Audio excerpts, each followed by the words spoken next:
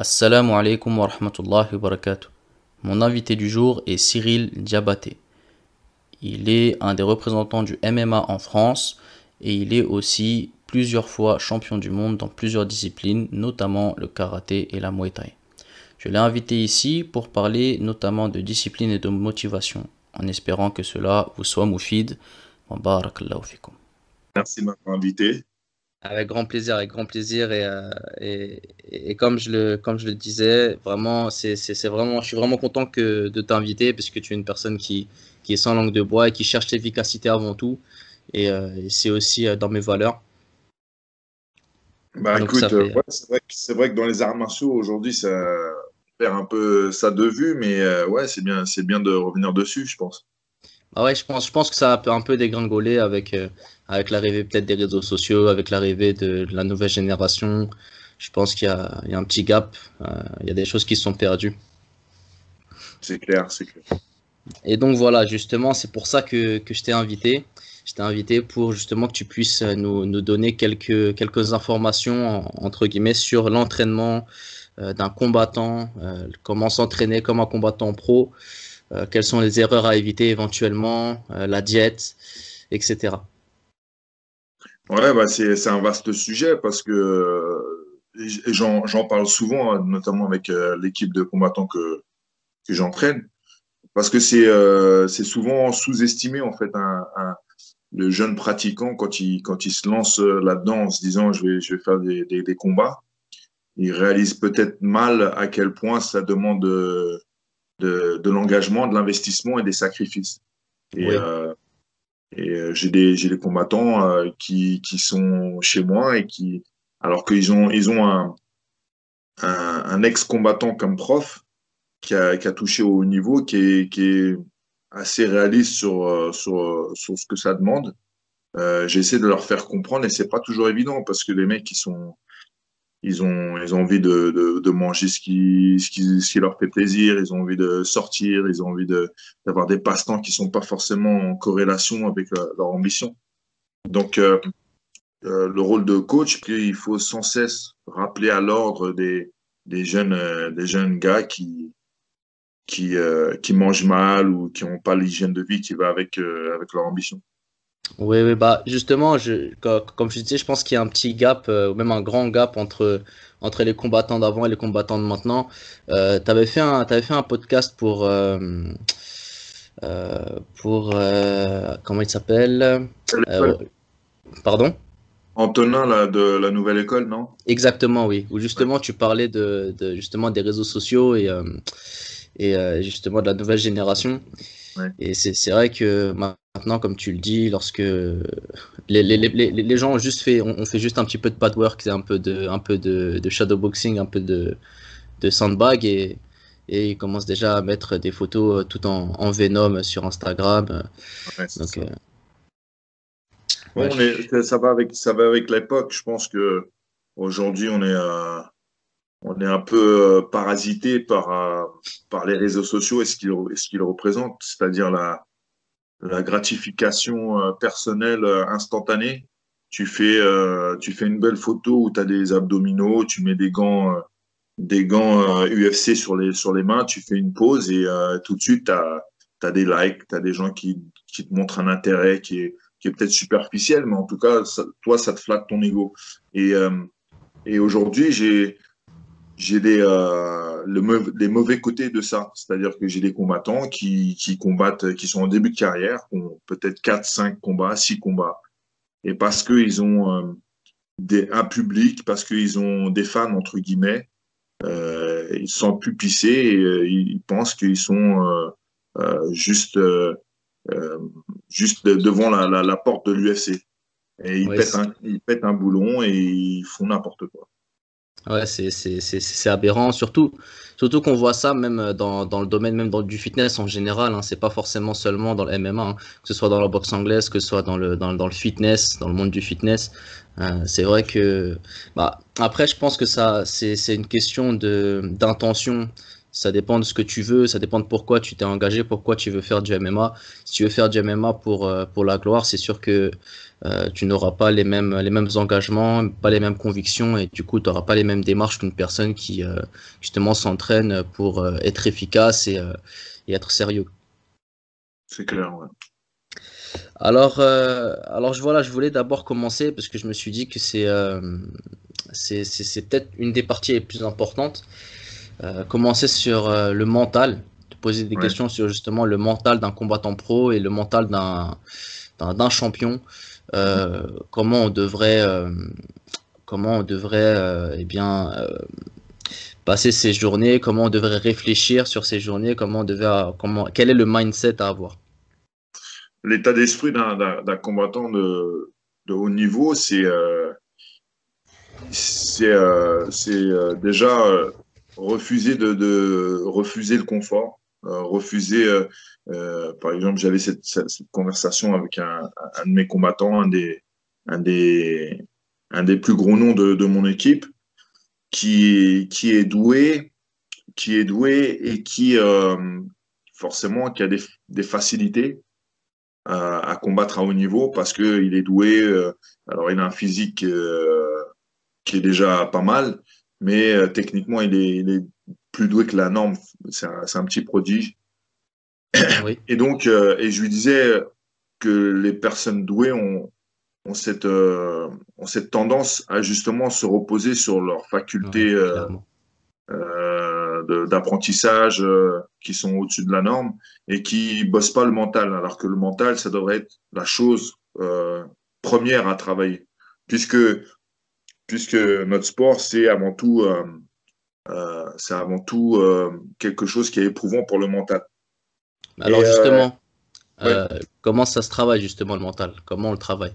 bah justement, ce que je disais l'autre jour, c'est à mon combattant, c'est justement refuser d'être dans le confort. Un exemple, euh, si je vais à la salle et que je suis le meilleur de la salle et que je combats avec mes adversaires, mes sparring partners et mes coéquipiers, je me mets aucune difficulté et que je compte uniquement sur le fait que je sois doué, bah, ça fait pas travailler, ça fait rien travailler, en Il n'y fait. aura pas d'évolution, oui. Il n'y a pas d'évolution, on va stagner, et puis au bout d'un moment, bah, on va commencer à répéter des erreurs parce que en face, il n'y a pas d'adversité, en tout cas d'opposition qui nous mettent dans le rouge. Alors que si on va à la salle avec dans l'esprit de se mettre en difficulté, c'est-à-dire, je suis gaucher, bah, je me mets en droitier ou vice-versa.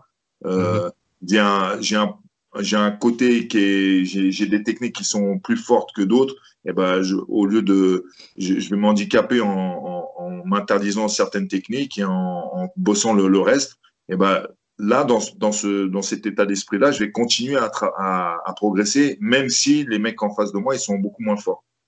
Ouais, donc par exemple pour un cas de figure d'une personne qui est dans le BJJ, éviter le sol et rester en strike quoi.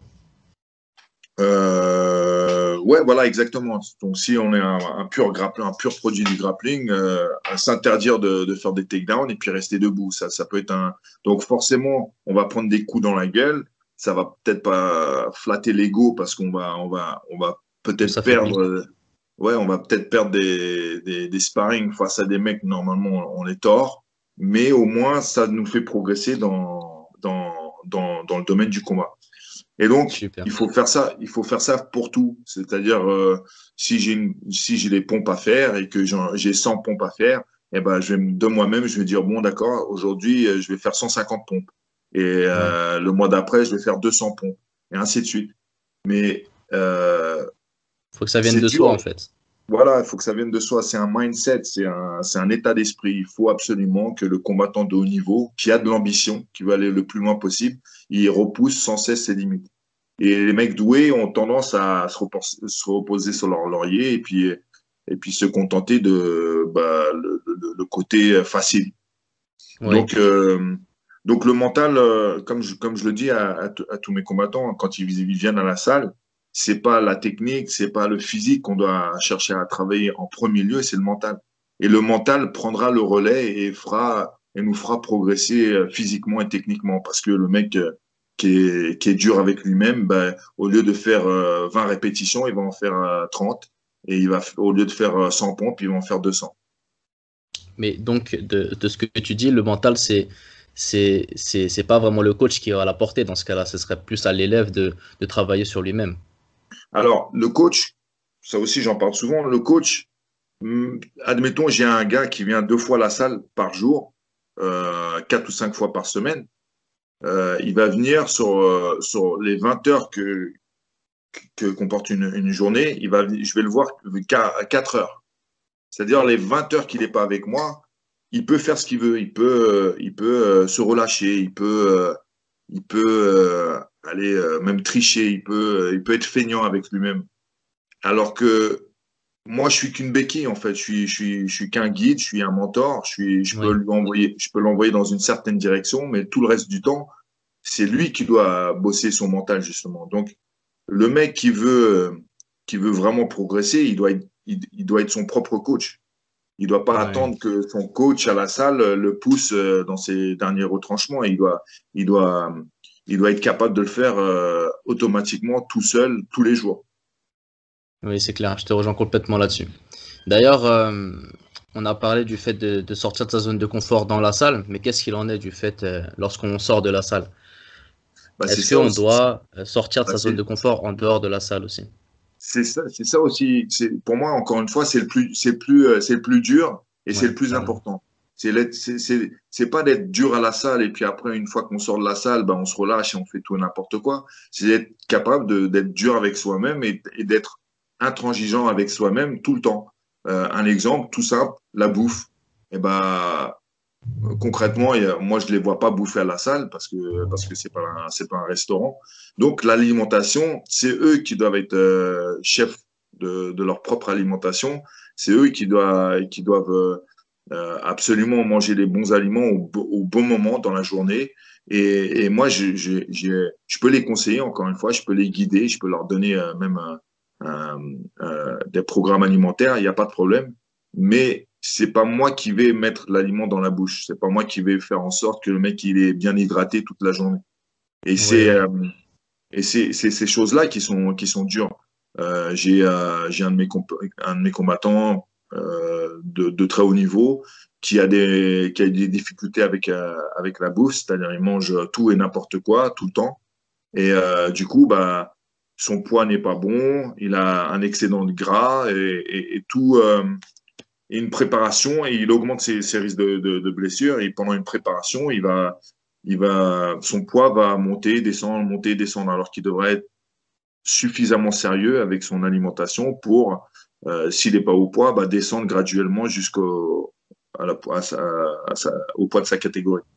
Et donc, ça, c'est des choses qui sont en dehors de mes compétences et c'est en dehors de mes responsabilités et c'est à lui de Oui. se prendre en main. Oui, c'est clair. De toute façon, comme tu l'as dit, toi, tu peux que guider la personne vers ce qui te paraît le plus juste et pour le reste, ben là, c'est au combattant d'être le plus sérieux possible, quoi. Voilà, Clairement. exactement. Ouais.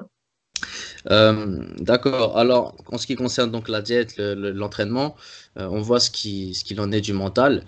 Euh, Après, est-ce qu'il y a des petites, éventuellement des petites techniques ou des petits tricks que tu connais pour justement essayer d'avoir un mental un peu plus fort et parce qu'il y a des personnes qui sont vraiment, qui sont vraiment, disons, qui se laissent vraiment aller, mais qui ont de l'ambition. Donc, Mm. qu'est-ce que tu leur conseillerais à ces personnes-là?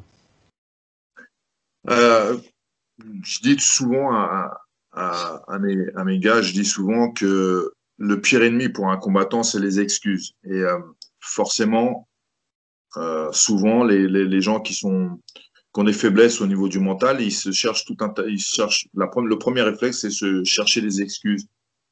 Si j'ai pas réussi, eh ben, c'est parce que. Donc, la première chose à faire déjà, c'est de s'interdire de trouver des excuses. C'est la première chose. On ne doit pas se trouver des excuses. Si on n'a pas réussi, c'est parce que il y a une raison, mais il n'y a pas d'excuse. Donc, dès qu'on a pris ce réflexe-là d'arrêter de se trouver des excuses, ça devient ça devient beaucoup plus difficile de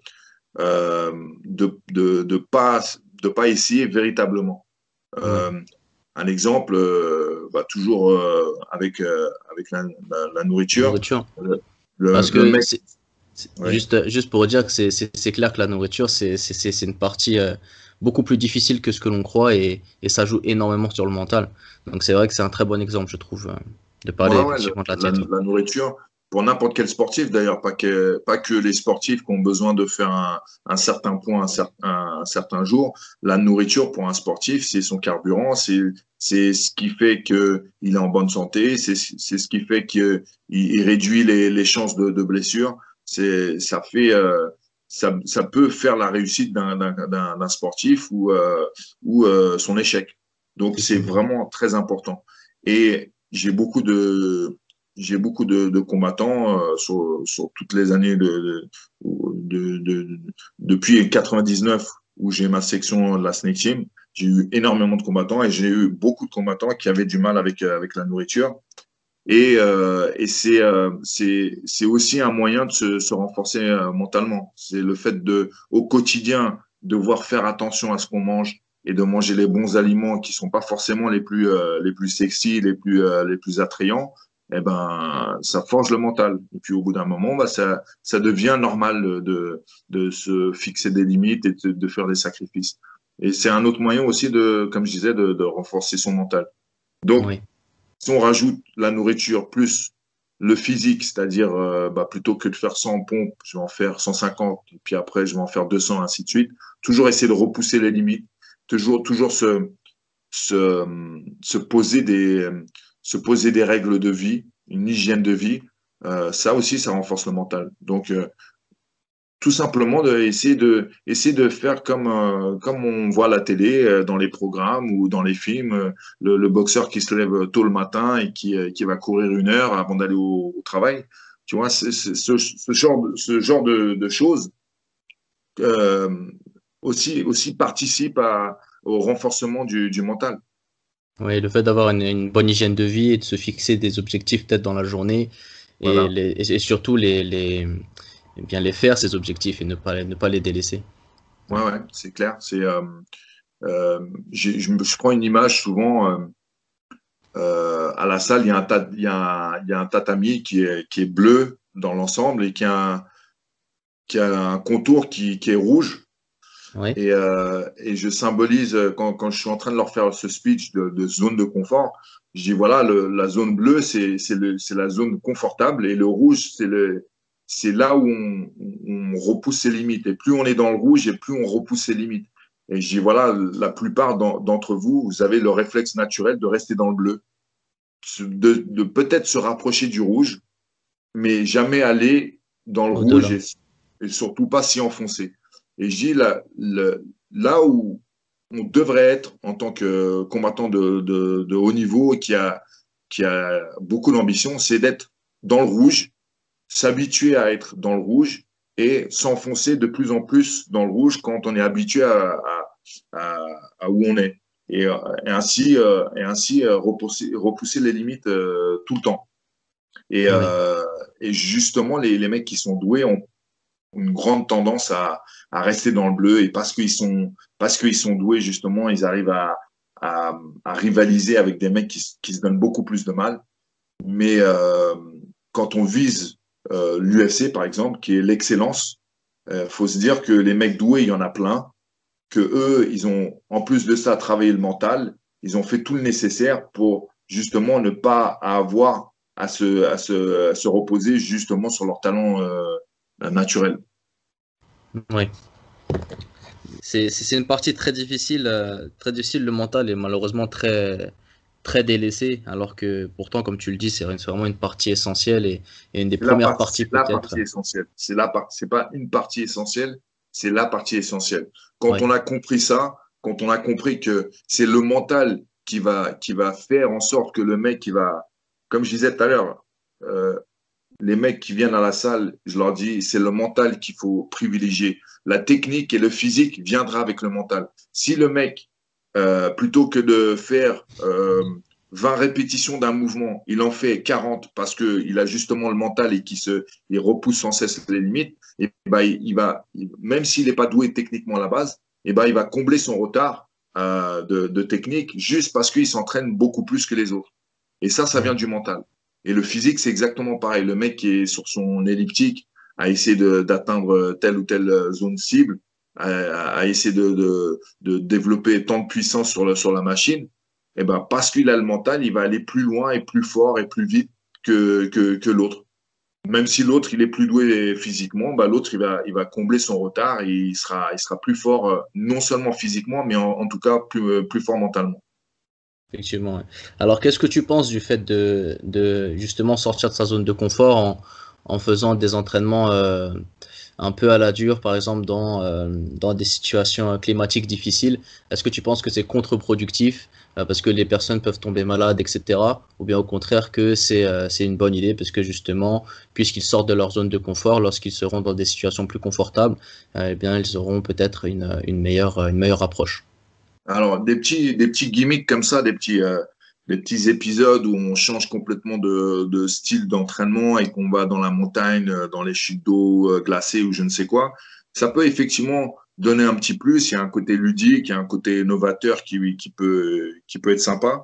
Mais repousser ses limites, ça doit se faire au quotidien. Ça ne doit Oui. pas se faire une fois par mois ou une fois par trimestre quand on va faire un petit stage dans un endroit où il y a un truc à faire un peu hardcore. Non, c'est au quotidien. C'est le quotidien. Et d'ailleurs, c'est le quotidien qui est le plus dur à supporter. C'est pas de temps en temps partir en stage et se surpasser et puis revenir et puis de se dire, bah, j'ai fait ci, je suis un Warriors. C'est Mm, mm, mm. le plus dur, c'est le côté rébarbatif d'une vie de sportif de haut niveau. Et comme je dis tout le temps, même un Conor McGregor, même un Mayweather, même tous les plus grands du monde des sports de combat, si on regarde leur vie au quotidien, si on enlève le bling-bling, les grosses voitures et la montre en or, ils ont exactement le même quotidien que le mec qui veut, le boxeur taille de banlieue, qui veut être champion du monde et qui prépare son championnat du monde. Mm, mm, Il va mm. avoir il va avoir le même style de vie, La même c'est-à-dire hygiène de vie, ouais. le même style de vie, même hygiène de vie. Il va se lever tôt, il va s'entraîner, il va se reposer, il va faire les sacrifices au niveau alimentaire, il va faire tout un tas de choses qui sont pareils, exactement pareils. C'est pas parce que c'est Conor McGregor ou Mayweather qu'ils sont pas obligés de faire exactement les mêmes choses. Alors oui, l'habillage est différent. Le mec, la voiture qu'il transporte de sa baraque à la salle d'entraînement, c'est pas la même forcément. Mais Mhm. arrivé à la salle, il va faire exactement la même chose. Il va faire exactement les mêmes répétitions, il va devoir faire des pompes, il va devoir faire de la muscu. Quand il va rentrer chez lui, il va devoir manger sainement, il va mettre de côté les Twix et les sneakers, et il va faire en sorte que son hygiène soit en accord avec ses ambitions. Ouais, clairement. Ouais. Justement, au niveau tu as dit une chose très intéressante. Tu as dit justement que c'est des choses qui se font au quotidien. Ouais. J'aimerais que tu dises un petit mot sur le fait de justement en faire peut-être un peu trop au début, parce que tu sais qu'il y a des personnes justement qui, encore une fois, par ambition, par objectif, eh bien veulent tout donner d'un coup et du Ouais. coup passent de coureur du dimanche à 3 entraînements par jour physiques tous Ouais. les jours par semaine. Donc, qu'est-ce que tu pourrais dire là-dessus? Ça, j'ai un très bon exemple. C'est le mec qui est pas le combattant ou le compétiteur qui est pas très sérieux parce qu'il n'a pas envie il n'a pas envie de se donner du mal toute l'année et il attend qu'il y ait un combat qui arrive, que son coach lui dise voilà, j'ai un combat pour toi pour tout donner et tout de suite. Ouais. Alors que ça augmente les chances de blessure, ça augmente les chances de surentraînement, ça augmente les chances d'une contre-performance. Le vrai sportif, c'est quelqu'un qui s'entraîne toute l'année, qu'il ait un combat prévu ou qu'il n'ait pas de combat prévu. Le mec, il vient du lundi au vendredi ou du lundi au dimanche plutôt, il est tourné vers son amélioration et ça veut dire faire attention à son alimentation, faire attention à ce qu'il ait suffisamment de cours de prépa physique, qu'il ait suffisamment de cardio, mais toute l'année, pas que quand il est en période de compétition. Et ça, c'est encore quelque chose que les jeunes combattants d'aujourd'hui comprennent pas, c'est que c'est pas que quand on a un combat qui arrive qu'on devient sportif. C'est toute l'année. Et c'est pour ça que je dis c'est au quotidien. C'est pas de temps en temps on se réveille, on met un coup de boost et puis on espère rattraper le temps perdu où on s'est pas entraîné. C'est toute l'année. Et un mec comme Mayweather, par exemple, qui a 40 ans passés, qui a 20 ans de boxe derrière lui, euh, il est capable aujourd'hui de combattre face à des Conor McGregor ou face à Tenshin là récemment et de montrer un excellent niveau de boxe alors qu'il a la quarantaine passée, il est clairement en fin de carrière, il s'entraîne plus du tout comme avant parce que au quotidien, il a le même style de vie, même retraité ou pré-retraité, il se couche à une certaine heure, il se lève à une certaine heure, il mange correctement, il boit pas d'alcool, il fume pas, il va courir tous les jours. Voilà, et c'est pour ça qu'il a cette longévité parce qu'il a cette hygiène de vie. Il fait les sacrifices depuis qu'il a, je sais pas moi, 8 ans ou 10 ans, l'âge à laquelle il a commencé les combats de boxe éducatifs.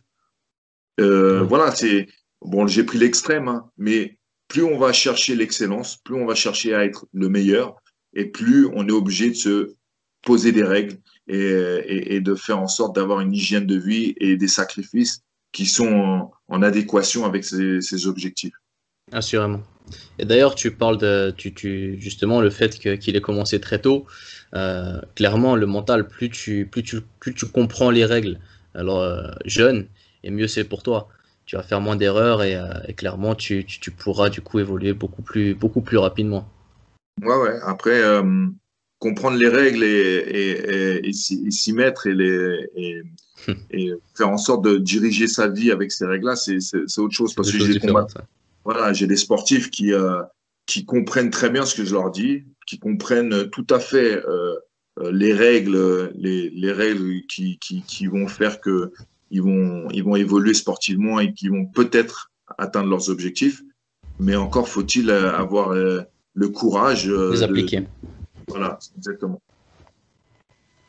Et justement, du coup, à ton avis, quel est ce facteur qui fait que tu passes de la théorie à la pratique?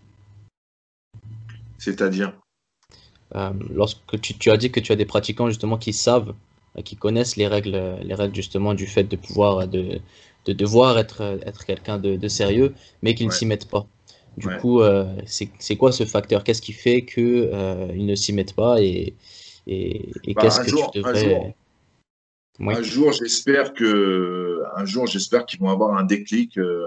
Un jour, j'espère que, parce que il est clair que entre ceux sont venus à la salle et qui avaient un potentiel de potentiel technique ou potentiel physique ou qui avaient des facultés.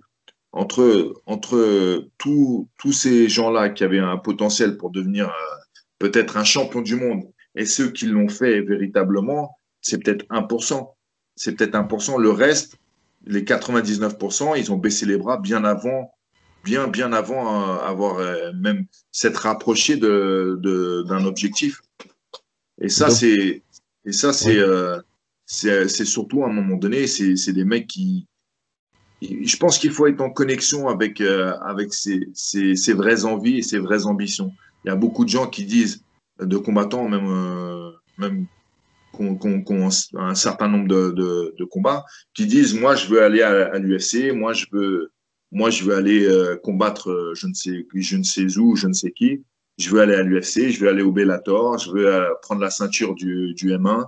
Ouais. Mais entre ce qu'ils disent et les actions qu'ils mettent en place pour y arriver, il y a trois mondes à part. Il y a un gouffre entre le dire et le vouloir véritablement. C'est des choses qui sont complètement différentes. J'ai plein de jeunes combattants qui viennent me voir, qui me disent, voilà, Cyril, j'ai ça comme objectif, que ce soit le Bellator, que ce soit l'UFC, peu importe. Donc Et pour ceux qui ne le savent pas, hein, le Bellator, l'UFC, tout ça, ce sont des compagnies qui sont différentes.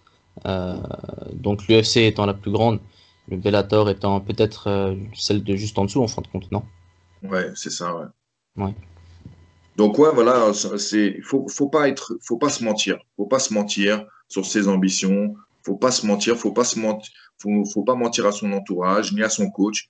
Faut être vraiment avoir suffisamment de recul, ce qui n'est pas forcément facile, suffisamment de recul pour faire le pour et le contre. Est-ce que je suis capable de mener cette vie qui est pas Et avouer ses forcément faiblesses, quoi. la plus excitante au quotidien, mais est-ce que je suis capable de faire les sacrifices, de mener cette vie X nombre d'années pour pouvoir atteindre le niveau de l'UFC? Et Ouais. c'est ça la véritable question. C'est pas est-ce que le mec il en est capable physiquement ou techniquement. C'est pas ça. C'est est-ce qu'il en est capable mentalement de vivre tout ça, de faire les sacrifices, de faire de mener cette vie de moine pendant X années avant de prétendre pouvoir aller à l'UFC. Ouais. Bah, tu vois, si tu l'aurais pas dit, j'aurais bifurqué vers cette réponse qui est justement que c'est le facteur justement, en gros, c'est le déclic et ça se donne pas vraiment et c'est un peu, ça, c'est un peu même compliqué, c'est-à-dire que c'est vraiment le combattant qui doit travailler là-dessus et qui doit avoir ce déclic. Moi, je dis souvent à mes combattants et ceux que je coach que justement le déclic, je peux pas vous le donner, mais que je peux vous booster en termes de motivation. Moi, c'est la seule chose que je peux faire, c'est vous booster en Ouais, tant que en termes de motivation. Mais ouais, au niveau du déclic, je pourrais jamais vous l'apporter. ouais, c'est clair. C'est clair. Alors, ça se trouve, ça peut être un moment donné, un moment précis dans la vie du sportif où il va avoir Ouais, une ce déclic. rencontre. Une rencontre, une phrase, un mot qui, au détour d'une conversation, ça peut être une naissance, ça peut être un décès, ça peut être tout un tas de choses qui sont un élément déclencheur et que le mec, il y a deux fils qui se touchent là-haut et ils se disent, ah ok, j'ai compris, bon bah je vais faire le nécessaire. Ou au Ouais. contraire, la réalisation que les ambitions qu'il a, les objectifs qu'il a, ils sont trop pour lui. Ouais, et puis c'est aussi une question d'avouer, de reconnaître ses faiblesses, de bien se dire que justement on n'est pas, comment dire, on n'est pas parfait, on fait des erreurs et justement ces erreurs il faut travailler dessus et c'est en travaillant là-dessus justement que qu'on augmentera son mental et c'est pas en se les cachant, en cachant cela à son coach que justement on va pouvoir arriver à des, à des, à justement arriver à atteindre ses objectifs. Ouais, Justement, lorsque tu parlais de tes adhérents, de tes ouais, combattants, tu parlais de certains qui disaient vouloir aller à l'UFC alors que justement ils sont encore très jeunes, ils sont pas prêts. ouais. Bah, t'as justement le contre-exemple avec Tom Duquesnoy qui lui carrément a refusé des combats à l'UFC. Donc justement, je pense que c'est justement cette maturité aussi qui forge un mental. Qu'est-ce que tu en penses? Ouais, je pense que Tom, il a fait le bon choix. Il savait que même malgré son palmarès, il avait peut-être pas la maturité physique et mentale pour se retrouver à l'UFC. Et donc, il a pris, il a fait le nécessaire pour continuer à combattre en dehors de l'UFC, tout en sachant euh, qu'il y avait cette possibilité-là. Il y a beaucoup de gens qui auraient signé tout de suite, qui Ouais, se seraient fait ouais. casser la gueule et puis qui seraient repartis la queue entre les jambes. Mais je pense qu'il a fait le nécessaire en dehors de l'UFC pour combler certaines lacunes. Et maintenant, il est combattant de l'UFC et j'espère qu'il va avoir la carrière qu'il mérite. C'est justement, je pense, cette maturité qui joue aussi beaucoup sur le mental, non? Non, je pense que c'est deux choses qui sont indépendantes. Je pense pas que le mental ou le mental, j'ai des gens, enfin, j'ai eu des combattants qui étaient complètement immatures, mais qui avaient un gros mental et qui ont été au plus haut niveau, justement parce il y avait ce mental qui était présent. Ouais. Euh, c'est clair que c'est plus simple. C'est clair que c'est plus simple de réussir sa carrière sportive quand on est mûr. c'est sûr que quand on atteint une certaine maturité, bah, on prend, on prend, on prend les bonnes décisions, premièrement, et puis on fait le nécessaire plus facilement aussi. Ouais, ouais, c'est là-dessus que je voulais, c'est ce point-là que je voulais soulever, c'est-à-dire que qu'on est plus mature, justement, on fait des meilleures décisions et Ouais, on se laisse beaucoup moins aller justement à justement cette flamme qui peut être destructrice et qui peut donner de mauvais choix dans la rapidité. peut-être. Ouais. Au niveau justement de l'entraînement, donc on a parlé du mental, maintenant, qu'est-ce qu'il en est de l'entraînement d'un combattant pro? Comment ça se passe? Alors, l'entraînement, ça, déjà, comme je disais tout à l'heure, il faut s'entraîner régulièrement toute l'année et pas que quand on a des combats. Il y a beaucoup de compétiteurs, de combattants qui peuvent ne pas aller à la salle pendant des semaines et puis après se pointer et puis parce qu'ils ont un combat et se mettre à fond dedans. Il faut être régulier. Le secret de n'importe quelle réussite, d'ailleurs, c'est le travail. Il faut travailler tout le temps. Il faut travailler toute l'année. Alors, c'est pas la même intensité, forcément, mais il faut s'entraîner. J'ai eu une période dans ma carrière, moi, où j'ai pas combattu pendant 2 ans, alors que mon dernier adversaire était un grand nom du kickboxing et de la boxe américaine. Et pendant 2 ans après cette victoire, alors que je pensais que cette victoire allait m'ouvrir tout un tas de portes, pendant 2 ans, j'ai pas combattu et je m'entraînais quand même 5 fois par semaine, de temps en temps 2 fois par jour, même pendant cette période où j'avais rien de prévu. Et je pense que c'est important. C'est important pour plein de choses. C'est important parce que on continue à forger son mental, première chose. On continue à progresser. Et puis, ça crée une frustration parce qu'on n'a pas de combat, combat d'échéance qui arrive, ça crée une frustration qui peut être bénéfique, qui peut nous donner encore plus de rage, encore plus de rage de vaincre. Et, euh, et donc, le premier conseil, c'est s'entraîner régulièrement, euh, sans des grandes interruptions de plusieurs semaines. Et s'entraîner intelligemment.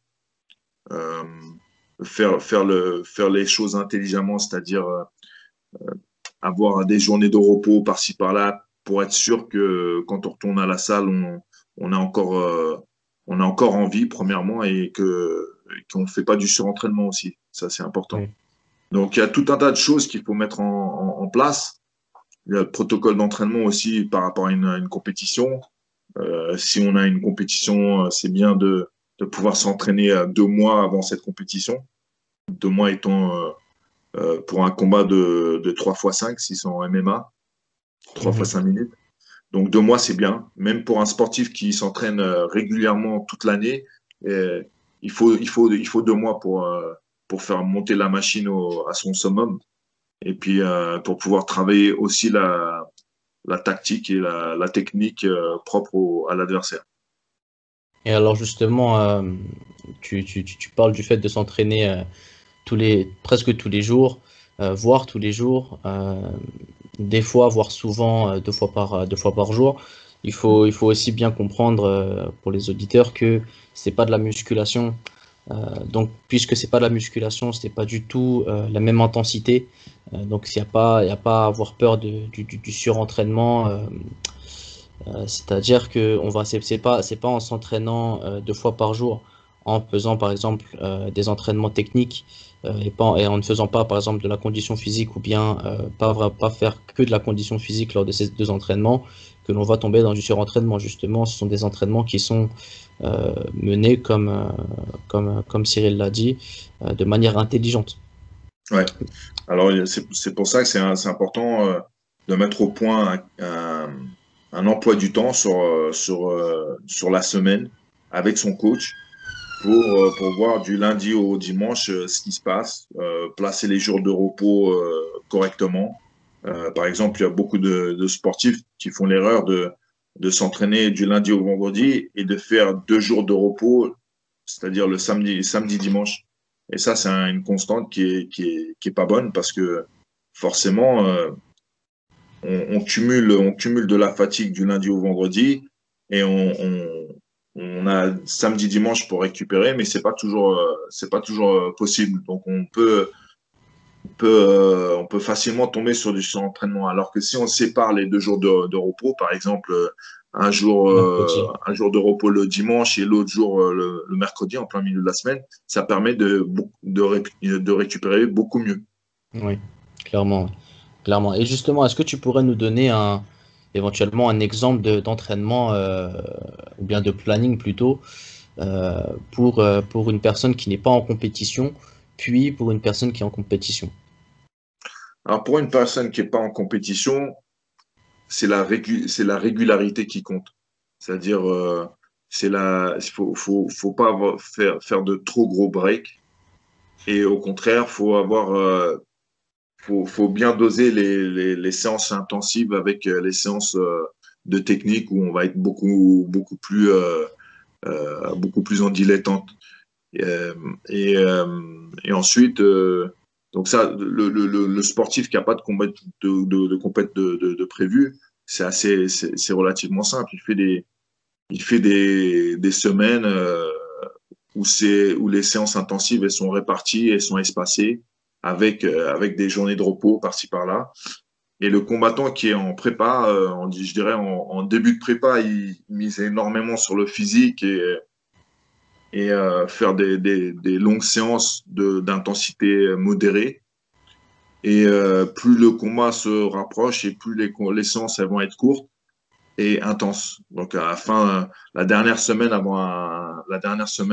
les derniers 10 jours avant un combat, ça donne quoi? Ça peut donner le combattant qui vient à la salle, qui va faire 45 minutes de mise en situation spécifique dans telle ou telle position.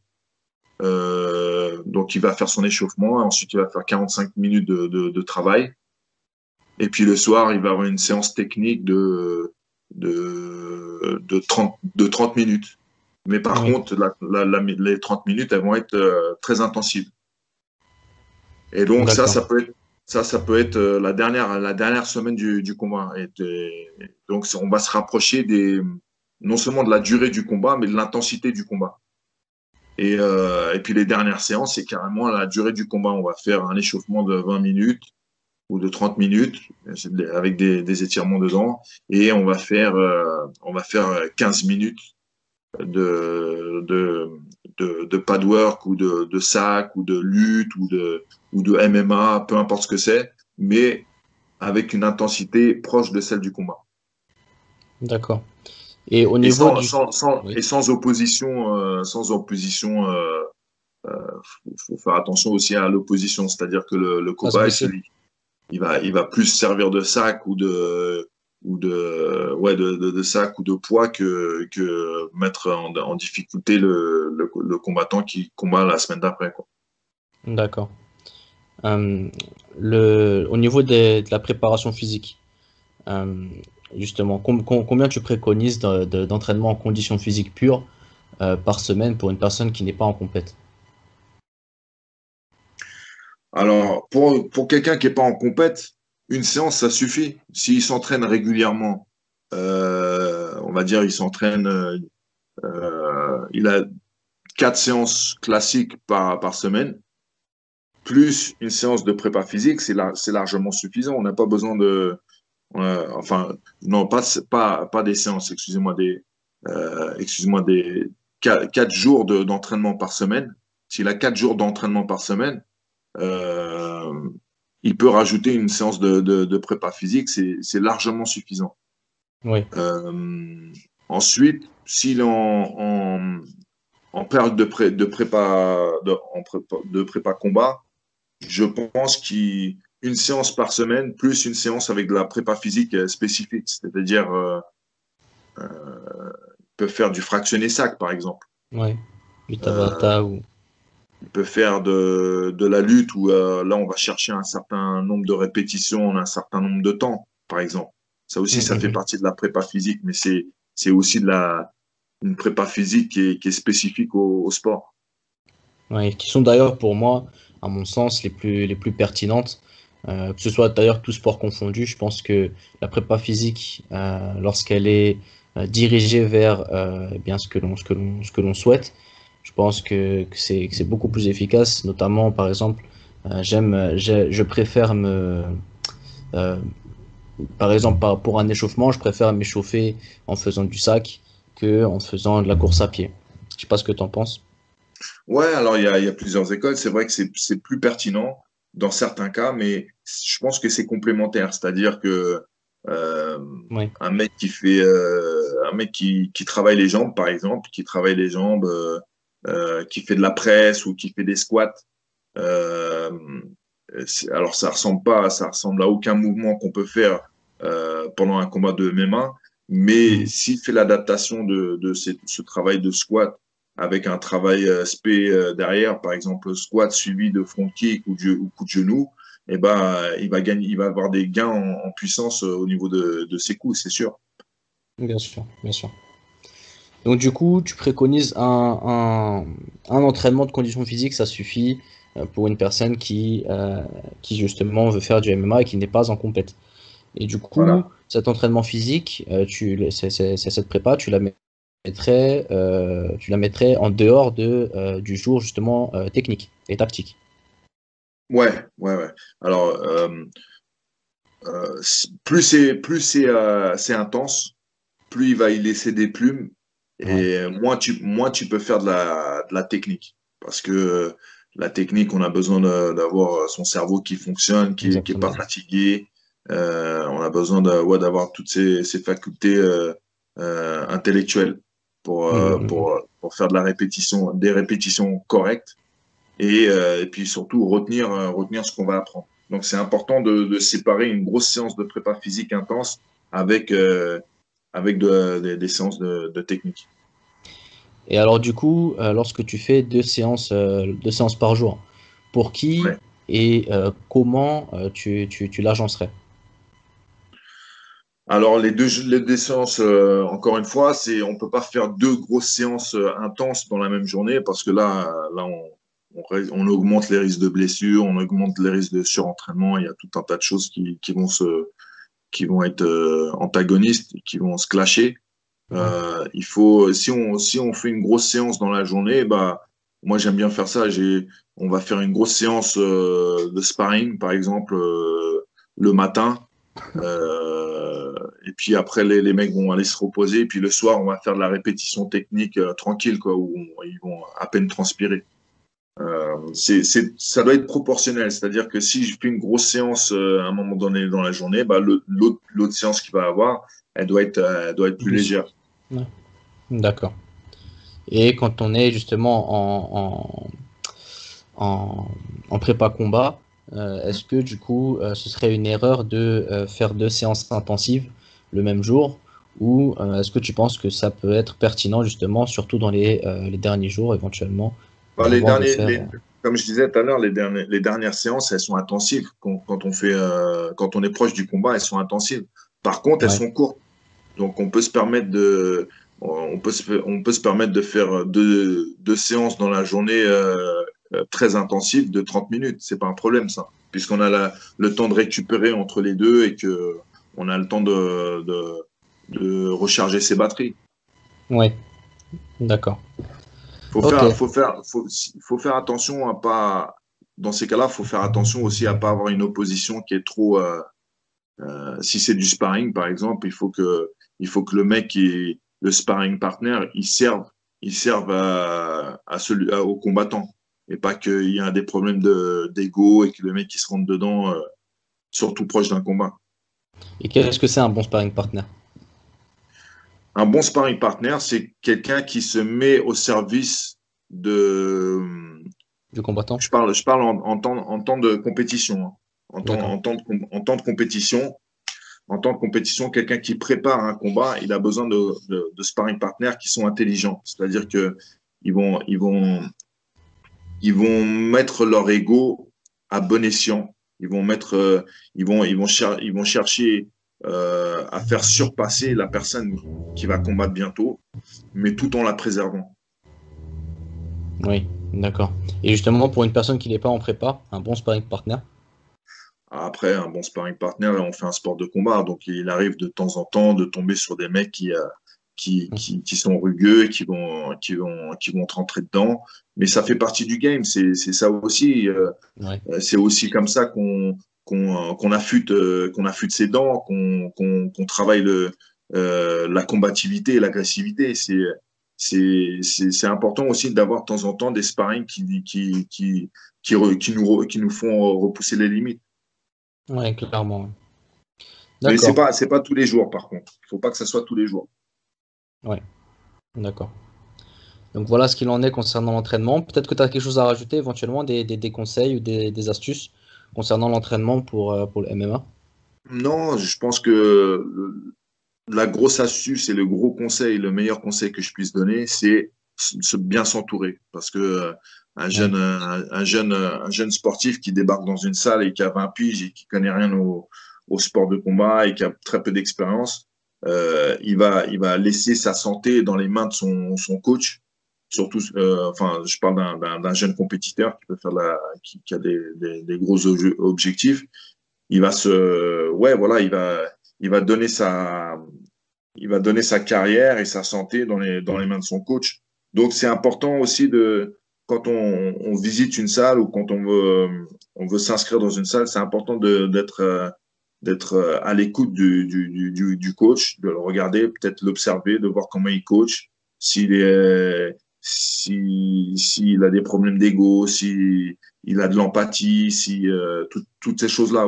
Et puis aussi regarder le passif du coach. S'il a formé des ouais. combattants, à quel niveau, D'où il vient. combien de combattants il a formé à ce niveau-là. Et voilà, c'est important. Moi, j'ai eu de la chance, c'est que quand j'ai commencé les sports de combat, je suis tombé par hasard sur un bon coach tout de suite. Ouais. Malheureusement, c'est pas toujours le cas. Il y a beaucoup plus de charlatans dans les arts martiaux et les sports de combat qu'il y a de bons. De Donc, toute façon, c'est dommage qu'on n'en a pas parlé pendant le mental, donc ce serait bien qu'on en parle rapidement, mais c'est vrai que le fait de s'entourer, c'est vraiment très important et on le voit avec tous les sportifs de haut niveau, que ce soit McGregor avec Ido Portal, ne serait-ce que les coachs, hein, Ido Portal, que ce soit que Stamato avec Tyson, ils sont tout le temps bien entourés et si l'entourage ne va plus ou s'il y a un problème avec l'entourage, eh bien il y aura un problème sur le terrain. ouais, c'est clair. C'est clair. Ouais. Et d'ailleurs, l'entourage, c'est pas seulement le coach et c'est pas seulement les personnes c'est pas seulement le kiné, etc., les personnes qui vont prendre soin du combattant, mais je pense que c'est aussi même l'entourage en soi, d'ailleurs, Oui, bien sûr. ne serait-ce que d'ailleurs l'épouse. Tu en avais parlé encore une fois dans ce podcast, que j'invite d'ailleurs, je vous invite à aller le voir, hein. De toute façon, les liens seront dans la description, Inch'Allah. Mais c'est vraiment, c'est vraiment, j'ai trouvé ça vraiment pertinent de parler. Justement du fait que l'épouse, eh bien, le combattant, il est beaucoup plus avec que le coach. Et Ouais, du coup, bien justement, ça fait partie des personnes de l'entourage et donc des personnes à qui il faudra faire attention et justement qu'il faudra surveiller. ouais, exact. D'accord. Donc, je pense on a fait le tour sur l'entraînement, mais qu'en est-il de la diète alors? La diète d'un combattant pro, qu'est-ce que tu as à dire là-dessus?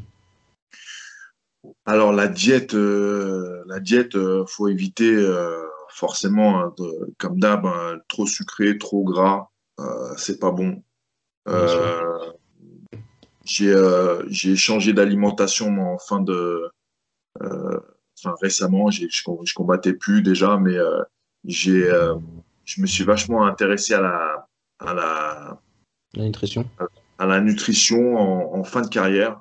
Euh, D'accord. Donc, déjà, il y a un peu plus de 10 ans, j'avais arrêté de prendre des produits laitiers parce que je commençais vraiment à avoir des gros problèmes au niveau des tendinites. Et d'accord. en m'intéressant au sujet des tendinites, euh, j'ai euh, j'ai j'ai découvert qu'il y avait des liens entre une alimentation riche en produits laitiers et les tendinites pour les Ouais. sportifs de haut niveau. Donc, sur les conseils d'un ami qui est vraiment calé Diététicien. là-dedans, il m'avait conseillé d'arrêter les produits laitiers. Donc, j'avais arrêté et j'avais vu qu'effectivement, ça avait soulagé mes tendinites, pas instantanément, mais en très peu de temps. je voyais qu'il y avait des grosses des améliorations. Et Ouais, donc, c'est pas étonnant, hein. C'est pas ouais, ouais. étonnant, puisque Et depuis, les produits laitiers, le gras des produits laitiers, c'est un produit qui est inflammatoire, alors que ouais, les oméga 3 sont produits qui sont anti-inflammatoires. Concrètement, le gras du lait, c'est ce qui va donner l'information à ton corps que justement tu as des inflammations. Et donc, plus tu vas prendre des produits laitiers, plus tu vas accentuer ce phénomène-là. Alors que si tu prends des oméga 3, eh bien, ça va justement travailler sur le fait d'atténuer ces effets et ça va avoir l'effet inverse d'avoir les effets anti-inflammatoires. Donc, ouais, c'est ouais. très pertinent, effectivement. Donc, ouais, j'avais arrêté de prendre des produits laitiers. Et après ma fin de carrière, je m'étais renseigné aussi sur sur le véganisme et les produits animaux. Et Oui, pareil, j'ai diminué radicalement mon apport de viande et d'autres produits, d'autres animal. produits animaux dans mon régime alimentaire. Donc, aujourd'hui, je me sens beaucoup mieux et c'est dommage que j'ai pas fait ces recherches quand j'étais combattant parce que je pense que j'aurais eu des meilleures Résultat, performances. ouais.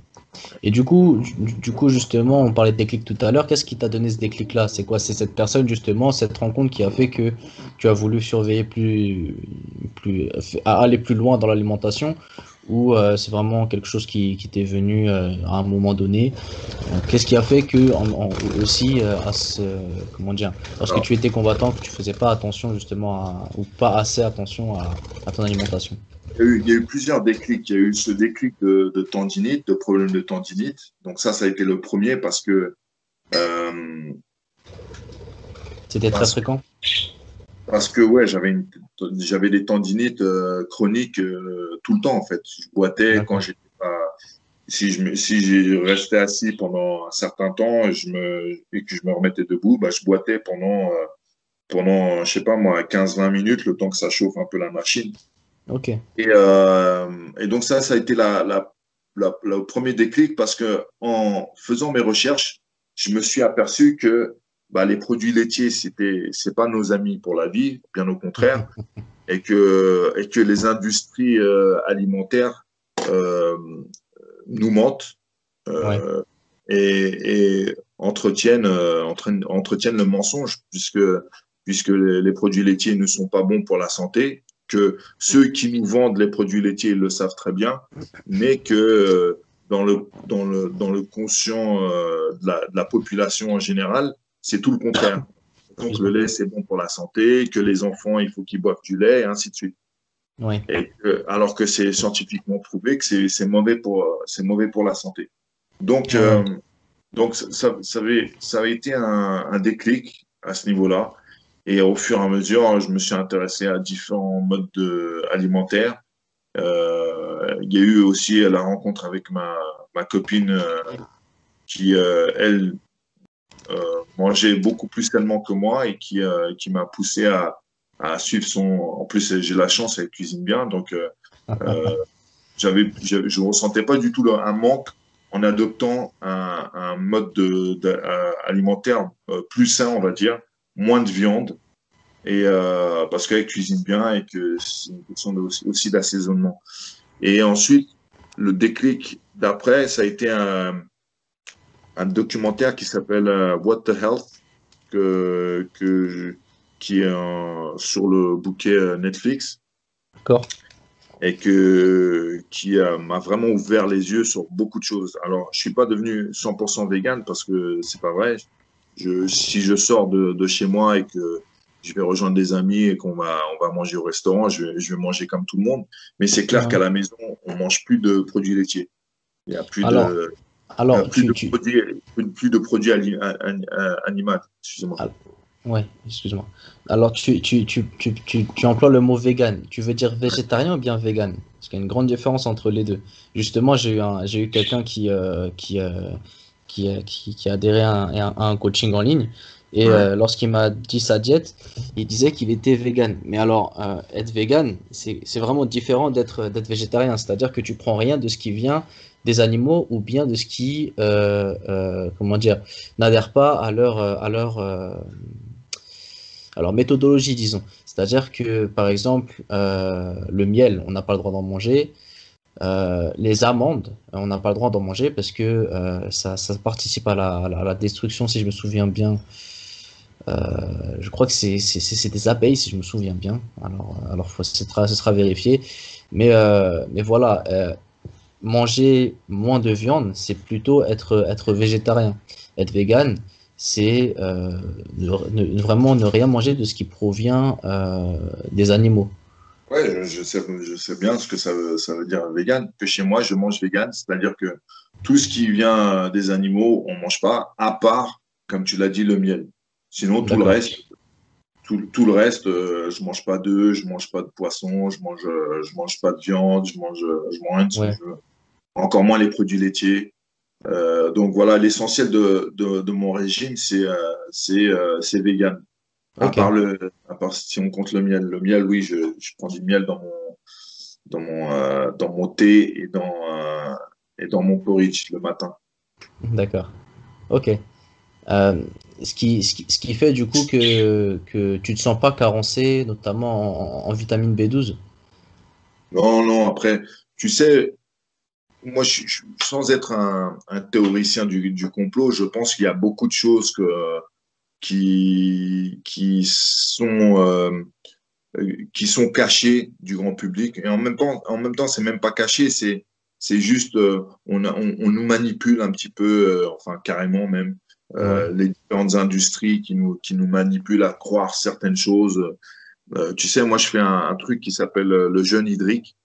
Oui, Euh, ouais, je sais bien, j'en ai parlé dans un de mes podcasts. Ouais. d'accord. Et ben, euh, c'est quelque chose qui m'a aussi ouvert les yeux sur l'alimentation, dans le C'est clair. sens où tu sais, le jeûne, pour ceux qui connaissent pas, le jeûne hydrique, c'est tu manges plus d'aliments et tu fais que boire de l'eau. Donc, plus d'alimentation à part de l'eau pendant X temps. Moi, généralement, je le fais pendant une semaine. L'avant-dernier, j'étais monté à 9 jours. Et la Ouais. première fois que je l'ai fait, donc j'ai pas fait j'ai pas testé sur plusieurs jours. Non, j'y suis allé dès la première fois, j'y suis allé pour une semaine. Et, une des particularités aussi, c'est l'entraînement. Il faut s'entraîner pour justement que le corps brûle ses réserves de graisse pour donner de l'énergie. Et si on fait pas ce sport, bah le corps rentre en espèce de léthargie où on a envie de rien faire parce qu'on n'a pas la gouache et Mhm. on brûle pas les graisses, on les stocke et ça fait l'effet inverse. Donc, faut s'entraîner justement pour que le corps brûle la graisse pour donner de l'énergie. Et donc, la première fois que j'ai fait ce jeûne hydrique, c'était le 5e jour, il me semble. Je suis sur la machine elliptique dans la salle. Je suis en train de faire, je sais pas moi, 45 minutes d'elliptique. Je suis en train d'écouter ma musique et je réalise à ce moment-là que je me sens vraiment bien. Je ressens pas la fatigue, je ressens pas la faim. J'ai ma musique dans les oreilles, je me sens bien, j'écoute un bon morceau qui me plaît bien. Et je me dis, tu te rends... Allô? Voilà, c'est quoi? Ouais, excuse-moi. C'est juste mes oiseaux. Des fois, ils pètent des câbles un peu. Ah ouais, je vois ça, ouais.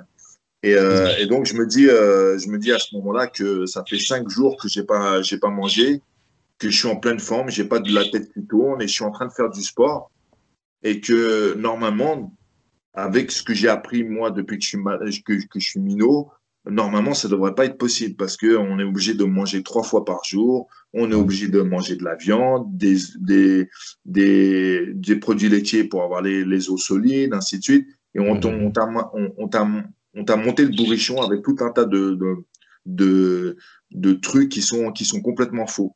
Et je suis sur ma machine en train de faire du sport, 5 jours sans alimentation, et que normalement, même les médecins d'ailleurs, même les médecins qui sont eux aussi éduqués par la société aussi, qui Mhm. vont dire exactement la même chose. Ils vont dire, ouais, le jeûne hydrique, c'est dangereux.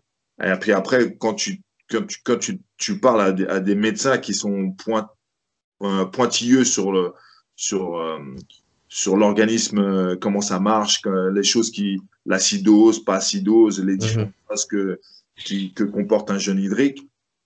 Tu t'aperçois que tous les médecins, et surtout les médecins généralistes, ils sont pas du tout calés en nutrition. C'est clair, Et c'est donc, clair. ouais, donc ça m'a ouvert aussi pas mal les yeux sur la société, sur les mensonges qu'on subit, la manipulation qu'on subit au quotidien juste pour vendre, en fait, que ce soit des hamburgers, que ce soit des bananes OGM, que ce soit des médicaments, peu importe. L'industrie aujourd'hui, peu importe l'industrie, de toute façon, leur but, c'est de vendre des produits. Donc, ça peut être de l'alimentaire, ça peut être du médical. Eux, leur but, c'est pas qu'on soit en bonne santé. Eux, leur but, c'est de vendre des produits. Donc, Exactement. quand j'ai réalisé ça, ça a quand même changé pas mal de choses. Et Ça m'a permis franchement, de me oui. questionner aussi sur pas mal d'habitudes que j'avais. Bah, je m'attendais pas du tout à un témoignage aussi pertinent que ça sur la diète, tu vois. Tu m'as impressionné. Ne serait-ce que le fait d'avoir justement cet esprit ouvert sur l'alimentation. J'aime bien parler à Gilles Lartigot, justement, qui lui, justement, est une personne justement spéciale dans la diète. Je pense que tu le connais, tu as déjà dû au moins entendre parler de ses Oui, ouvrages, non? oui, oui. Euh, et c'est vrai que justement, moi, le jeûne hydrique, je l'ai déjà fait, j'ai déjà testé, et j'ai déjà lu sur le sujet, notamment, je pense que tu as déjà lu l'œuvre du docteur Shelton. Euh, Non, non, je connais pas. non? Bah, Non. je te conseille de le lire. À la base, il est en anglais. En fait, c'est de base le jeûne hydrique. Ce qu'on sait de base sur le jeûne hydrique, ça vient de lui. Puis ensuite les temps ont fait qu'on a de plus en plus de science là-dessus. Mais de base, la science qu'on sait d'ailleurs sur le jeûne en général, ça vient du docteur Shelton. Euh, je pourrais te passer le PDF si tu veux. D'ailleurs, je le mettrai en description parce qu'il a été traduit. Mais justement, il parle de l'autolyse, qui est justement pas connue en fin de compte du grand public, mais qui pourtant est une science véritable. Et lorsqu'on parle avec les personnes, encore une fois, justement calées dans le sujet, eh bien, ils savent que c'est une réalité. Moi-même, lorsque j'ai fait mon jeûne hydrique, euh, j'ai été vraiment étonné et en même temps, c'était pas vraiment de l'étonnement, mais plutôt de la fascination sur mon énergie en fait. Ouais. Et c'est vraiment ça qui est le plus incroyable. Surtout que à ce moment-là, il y avait des personnes qui dormaient chez moi. Euh, et justement, ils ont vu que je buvais que de l'eau, mais que j'étais plus en forme qu'eux. Ouais, ouais. Alors, c'est vraiment, ça peut paraître vraiment incroyable, mais justement, ça fait se poser des questions, justement, effectivement, sur l'alimentation moderne et sur la science, encore une fois, moderne et ce que l'on en sait. Euh, donc vraiment, un témoignage super pertinent. Euh, Super pertinent, et encore une fois, je m'attendais vraiment pas à ça. Donc si tu pouvais éventuellement nous dire ta diète, en gros, ton mode alimentaire, est-ce que tu manges 4 fois, 5 fois par jour, 3 fois par jour? Qu'est-ce que tu manges en gros? Euh, Si tu Alors, je pouvais. peux, je peux manger deux ou trois fois par jour.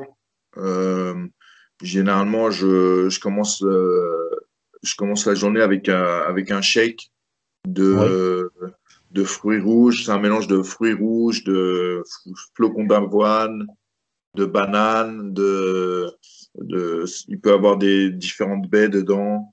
d'accord. Euh, il peut avoir des noix, il peut avoir un peu de miel.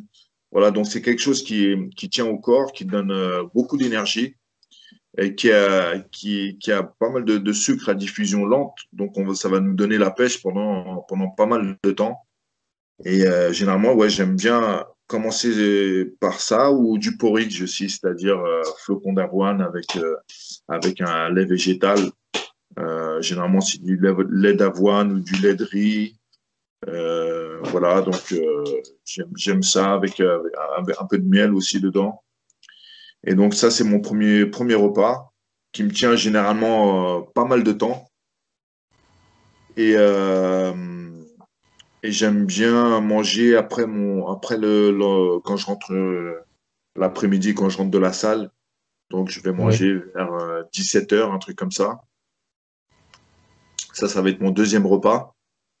d'accord. Euh, je vais manger des trucs à base de curry avec des légumes, pas mal de lait de coco aussi dans mon alimentation, d'huile de coco. Euh, D'accord. Et donc ta euh, dose en protéines, tu la prends comment? ça peut être des noix, ça va être des pois chiches, ça Oui, va être des lentilles, ça va être du tofu aussi de temps en temps, ça va être d'accord. ouais, voilà, généralement dans l'alimentation, enfin le choix de légumes, il y a assez de protéines pour moi, il n'y a pas de problème. Ouais, Et tu puis fais le des mélanges soir, de. Oui, généralement, en rentrant de l'entraînement tard, je mange encore une part de ce que j'ai fait à ce qu'on a mangé à 17 h ou d'accord. Ok. Donc comme une petite collation le soir, quoi. ouais, ouais, ouais. Donc en gros, on va dire que tu as un gros repas en fait dans la journée et deux petites Ouais. collations, une le matin, une le soir, quoi. Ça peut être le soir avant de me coucher, on peut manger un gros repas aussi, hein, c'est pas un problème. D'accord. Je généralement la bouffe qu'on fait, la bouffe qu'on fait, la bouffe qu'on fait, je veux dire, elle est proportionnelle aussi à la dépense. Ouais, Donc, si on sait bien dépenser dans la journée, oui, effectivement, on va avoir deux gros repas dans la journée. Sinon, d'ailleurs, généralement, le matin, le repas, on va dire, il est moyen. Tu vois, il est de moyenne taille. C'est-à-dire, le shake, c'est pas un tout petit shake, c'est quand même un shake conséquent, tu vois, d'accord. qui nous tient facilement jusqu'à 17 h. À 17 h, on a un peu les crocs quand même, on va manger. Et puis le soir, si D'accord. on a une grosse journée, on s'est bien dépensé, on va manger, on va bien manger quand même. Ok, d'accord. Quand tu dis conséquent le matin, c'est quoi? C'est peut-être 50 centilitres jusqu'à un litre? Ouais, ça va être 50 centilitres, même un peu plus des fois. Ouais, Ça va être 50 centilitres minimum. d'accord. Ok. Et Et ouais, ça comme te. c'est Oui, c'est relativement épais, hein, c'est pas un shake c'est pas les petits shakes que tu retrouves, tu vois, où tu mets 2 cuillères de protéines et c'est plus épais que ça, hein.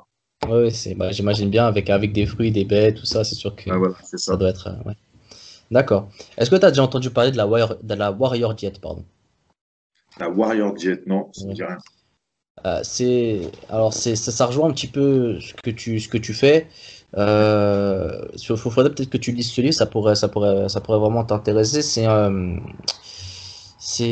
livre assez vieux, hein. Il a été traduit assez récemment en français. Mais en gros, ça parle justement du fait de manger une seule fois dans la journée Ouais, ouais. et de manger. C'est pas vraiment du jeûne intermittent, hein. C'est pas du jeûne intermittent, mais c'est le fait de manger vraiment une seule fois dans la journée de manière cohérente et le reste du temps, soit de manger un fruit, soit justement de manger ou bien de boire un jus de fruits ou quelque chose qui va te caler jusqu'au moment du gros repas. Ça Ouais. rejoint un petit peu comment tu manges en fin de compte. Ouais, ouais, ça peut, ouais. En tout cas, ça me paraît complètement cohérent. Tu sais, depuis que moi j'ai toujours eu une alimentation atypique, c'est-à-dire que même quand j'étais combattant jeune combattant de haut niveau, Ouais, j'avais une alimentation atypique parce que je faisais pas mes 3 repas par jour déjà. d'accord. Généralement, je sautais un repas, je faisais deux repas par jour. Et donc, j'ai toujours eu conscience que le régime alimentaire, il est propre à chaque individu et surtout chaque région d'où on vient. Il Mhm. y a des mecs qui font des grosses perfs sportives, qui sont dans un pays où ils mangent pas 3 fois par jour, ils mangent pas de viande ou ainsi de suite, tu vois. Donc j'ai toujours eu conscience de ça parce que j'ai beaucoup voyagé aussi et que la nourriture et les habitudes alimentaires ne sont pas les mêmes où que tu ailles. Donc, j'ai toujours eu l'impression que le truc qu'on nous vend, c'est-à-dire 5 fois par trois jour. fois par jour, de la viande 2 fois par jour, ainsi de suite, j'ai toujours eu l'impression que c'était des conneries, ça. D'accord. Donc, la Warrior Jet, là, comme tu dis, 1 fois par jour, ça me choque même pas plus que ça, quoi. Ouais. Et qu'est-ce que tu penses du coup, du coup, le jeûne intermittent, j'imagine que ça te parle aussi. Ouais, ouais, bien sûr. Ouais, j'ai étudié tous ces régimes, on va dire, modernes. Je les ai Ouais. étudiés, Bah, j'en ai en vérité, c'est pas si moderne que ça, hein, tu sais. En vérité, le régime moderne, c'est plus le régime de manger 5 fois par jour et manger de la viande, hein, parce que si tu regardes non, mais quand justement, je dis régime ouais, moderne, je veux dire, alors peut-être j'ai utilisé le mauvais terme, c'est le régime à la mode, parce que ouais, aujourd'hui ouais, on essaye de nous vendre des modes alimentaires, c'est encore du business, ouais, bien mais sûr, oui, effectivement, tous les modes d'alimentation, de toute façon, qu'on fait, ils ont toujours existé. Peu importe c'est ce ça, qu'on va manger, combien de fois on va manger par jour, ça a toujours existé. Il y a toujours eu un peuple quelque part qui faisait telle ou telle chose plus que les autres. clairement, clairement. Donc, à savoir que l'alimentation, enfin l'alimentation, les habitudes alimentaires les plus dangereuses pour l'homme, c'est celles qu'on connaît dans les pays occidentaux à notre époque. Ouais, assurément, assurément. D'accord. Et du coup, qu'est-ce que tu conseilles à tes combattants? Et qu'est-ce que tu conseilles aussi à nos auditeurs en termes Alors, de diète? ce que je conseille à mes combattants et les auditeurs, c'est de faire attention à l'alimentation en général, c'est-à-dire les apports glucidiques, le sucre qu'on va ingurgiter dans la journée, mais aussi les lipides. Malheureusement, on est dans une société où on nous pousse à manger plus de sucre et plus de gras, parce que c'est ce qui rend les gens addicts de tel ou tel Ouais, aliment. Donc, encore une fois, tout est basé sur le profit, hein. Tout est basé sur le commerce et la vente de produits. Donc, ils vont forcément vous vendre des aliments qui sont pauvres au niveau des nutriments, mais riches en glucides et lipides parce que c'est les aliments les plus addictifs qu'il y a dans notre alimentation moderne. Donc, ouais, c'est toujours plus sucré, c'est toujours plus gras, parce qu'ils savent très bien qu'ils vont en vendre de plus en plus. Et au niveau de la valeur nutritionnelle, bah, c'est ras des pâquerettes, il n'y a rien dedans. C'est pour ça, notamment, qu'il y a de plus en plus d'obèses, c'est que ton corps, lui, sait qu'il a besoin de tel ou tel aliment, de tel ou tel nutriment. Et comme aujourd'hui, l'alimentation qu'on nous vend, elle est pauvre en nutriments, ben, on est obligé d'en manger beaucoup plus pour avoir la quantité équivalente qu'il y a 100 ans en arrière. Donc, ouais, tout ça, c'est un business. Et il faut en être conscient. Alors, je suis pas un radical, hein, si les gens passent une journée avec moi. Je mange tout un tas de choses, pas forcément des trucs qui sont toujours bons pour moi, mais en tout cas, je fais le minimum, c'est-à-dire faire attention à ce que je mange, la quantité de produits provenant d'animaux que je vais manger. Ça c'est la base de mon alimentation. Faire attention à pas manger beaucoup de viande, beaucoup de beaucoup de poissons. À la limite, il peut se passer une semaine entière sans que j'ai aucune viande ou aucun, en tout cas, des produits animaux dans le corps. Pendant une semaine, ça peut très bien arriver. ouais. D'accord. Bah merci. En tout cas, on a fini, je pense, avec la diète. On a fait le tour. C'était encore une fois vraiment très pertinent. Euh, Merci. je voulais bifurquer sur la différence entre du coup les combattants d'avant et les combattants de maintenant. Parce Ouais, que je pense que t'as vraiment vu ce qui se fait maintenant et surtout ce qui se faisait avant. Tu as pu ouais. vraiment voir la différence entre ces deux époques, Ouais. si je puis dire. Donc, qu'est-ce que tu pourrais nous dire là-dessus? Alors, il y a des différences flagrantes. Déjà, au niveau le niveau technique, il est, il y a une augmentation de la technique incroyable. Aujourd'hui, la technique employée en MMA, on dirait même pas le même sport, presque. Ouais. Si on voit les premiers UFC avec les UFC de maintenant, on dirait, il y a 25 ans en arrière, les premiers UFC, on dirait que c'est tous des débutants. Donc, ouais, il y a une grosse amélioration de la technique, une grosse amélioration du physique aussi, parce que les mecs aujourd'hui, ils s'entraînent beaucoup mieux qu'il y a 25 ans. Et d'ailleurs, ces deux évolutions, technique et physique, on l'a vu que dans le MMA à ce niveau-là. La boxe anglaise, le niveau technique, bah, il augmente forcément, et le niveau physique, il augmente forcément, mais de façon beaucoup moins spectaculaire qu'avec le MMA. Ouais. Et ça, c'est vrai pour tous les sports de combat, hein, d'ailleurs. Et donc le MMA, oui, c'est une grosse amélioration technique et physique. La mentalité aussi des combattants a changé radicalement parce qu'aujourd'hui, il y a certains sportifs qui gagnent énormément d'argent et qui deviennent des, vraiment des icônes dans le monde entier. Donc forcément, ça donne envie aussi à, à des jeunes aujourd'hui de pouvoir devenir aussi à leur tour des stars.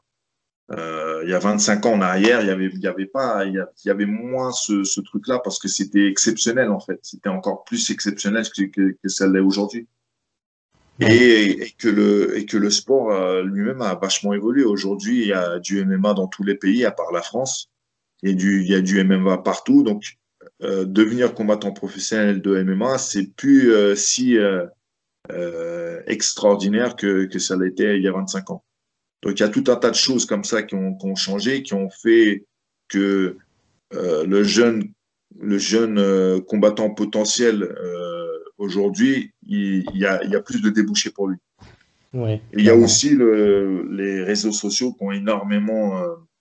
énormément changé la donne aussi. Le fait, comme je disais tout à l'heure, le fait d'avoir une gratification instantanée alors qu'on est personne et qu'on n'a pas mérité d'être connu.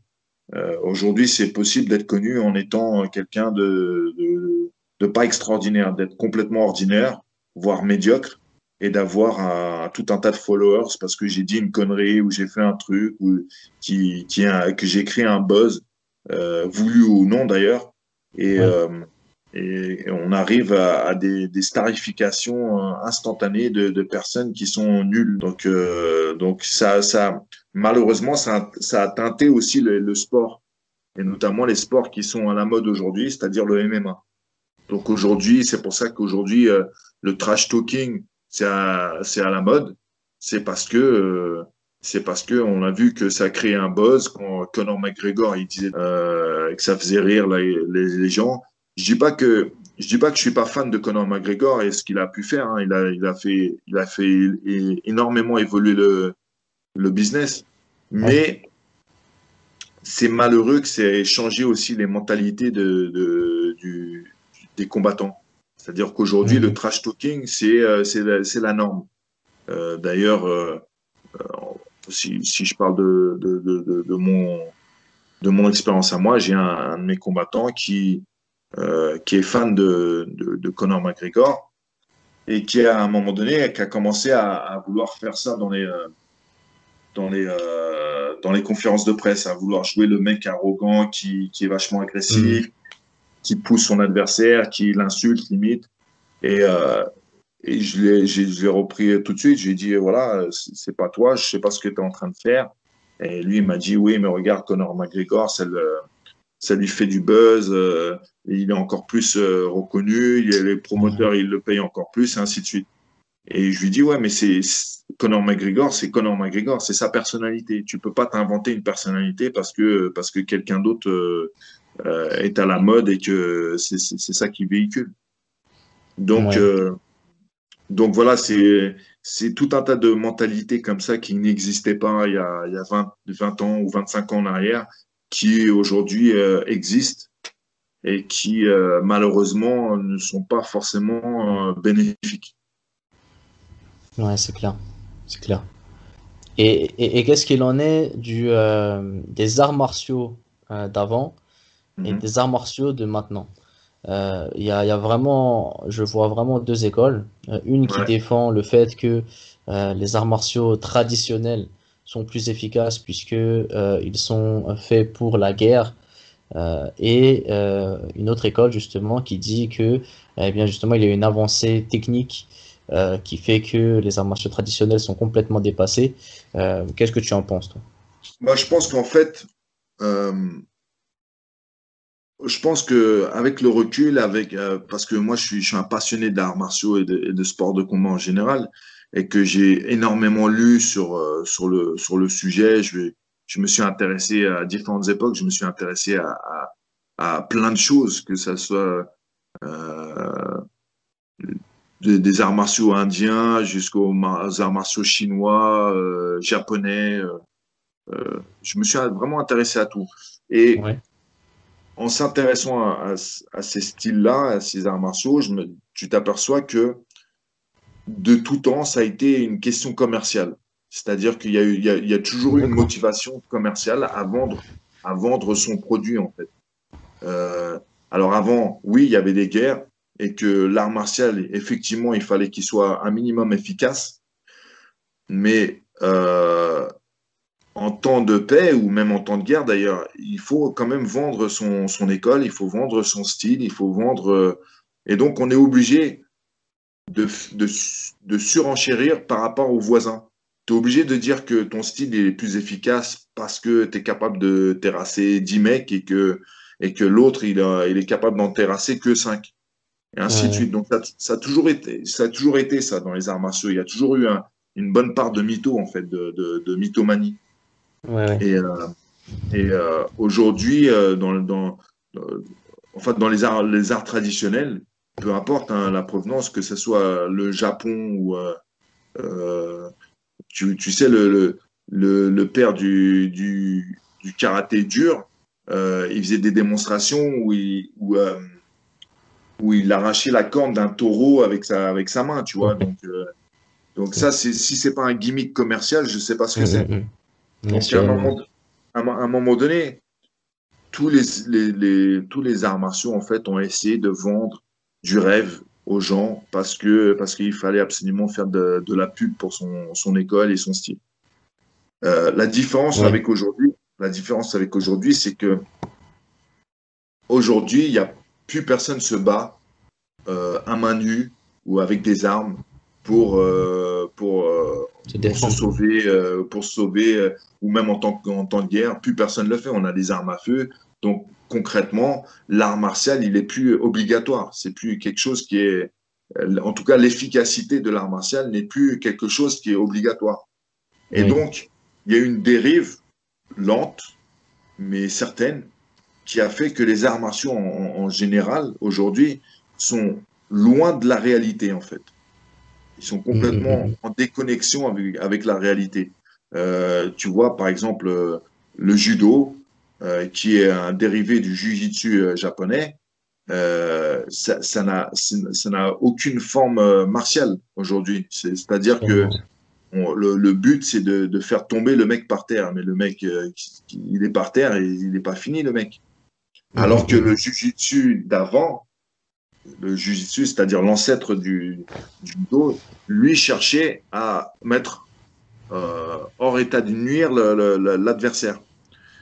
Et ensuite, il y a eu cette volonté du fondateur du judo de faire une version, on va dire, édulcorée, une version sportive du jiu-jitsu japonais, ce qui a donné le judo. Donc, si on regarde la plupart des arts martiaux traditionnels, il y a eu cette volonté de commercialiser l'art, de le rendre plus attractif pour le grand public n'est pas qui ne sont pas des soldats de métier, qui n'ont pas besoin de savoir se défendre ou savoir tuer pour survivre. Et donc voilà, en fait, il n'y a pas eu vraiment d'évolution à ce niveau-là. C'est une accélération de la commercialisation qu'il faut souligner, c'est tout.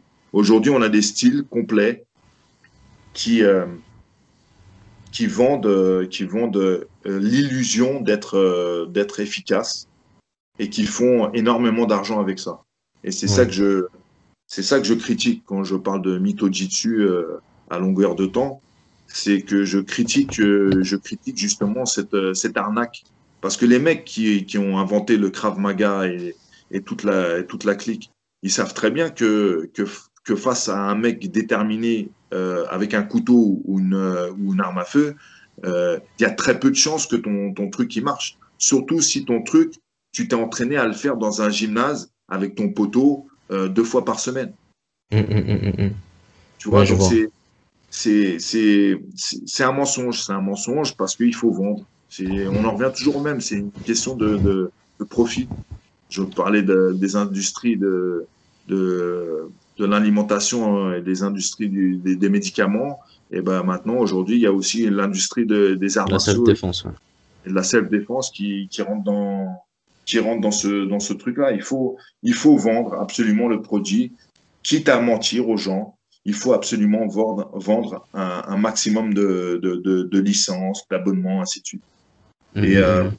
et preuve s'il en est, le Krav Maga qui se targue d'être un des styles, un des systèmes les plus efficaces au monde, où tous les coups sont permis pour mettre un adversaire à terre, ou en tout cas pour pouvoir se sauver. Ils organisent des championnats du monde. Il y a les championnats du monde de Krav Maga. Alors ma question est, si on organise une compétition d'un style qui est supposé être mortel, combien y a-t-il de morts? Ouais, Tu vois, d'accord. c'est complètement aberrant. On vend un style en disant, nous, en plus, ils se différencient. Ils disent, par exemple, quand j'ai des débats avec des pratiquants de Krav Maga, ils disent, ouais, mais toi, ce que tu fais, c'est un sport. En parlant du MMA. Toi, ce que tu fais, c'est un sport. Donc, forcément, nous, ce qu'on fait, c'est plus efficace parce que nous, on ne prend pas en compte les règles. Il n'y a pas d'arbitre, il n'y a pas de temps défini, ainsi de suite. Donc, nous, ce qu'on fait, c'est plus efficace que toi parce que toi, tu fais un sport. Et Quand on parle d'efficacité, on parle d'efficacité pour savoir se défendre, hein, on est bien d'accord. oui, oui, Hum, pour se défendre. Voilà. hum. Donc c'est ce qu'ils Donc avancent. l'argument qu'ils avancent, c'est voilà, nous, c'est pas un sport, c'est tous les coups sont permis. Le but premier, c'est de survivre et le reste, c'est pas important. Et malgré ça, ils organisent des championnats du monde. Donc le discours, il est complètement contradictoire. Un coup, c'est un style où il peut pas avoir de compétition parce que c'est un style mortel et tous les coups sont permis. Et un coup, ils organisent des championnats du monde. Parce qu'ils Hum, sont aperçus à un moment donné qu'il y a une partie du public qui leur échappait parce que il n'y avait pas une formule sportive de ce qu'ils faisaient. hum. Et Donc, puis, encore une fois, c'est une question de vendre des abonnements, c'est une question de profit.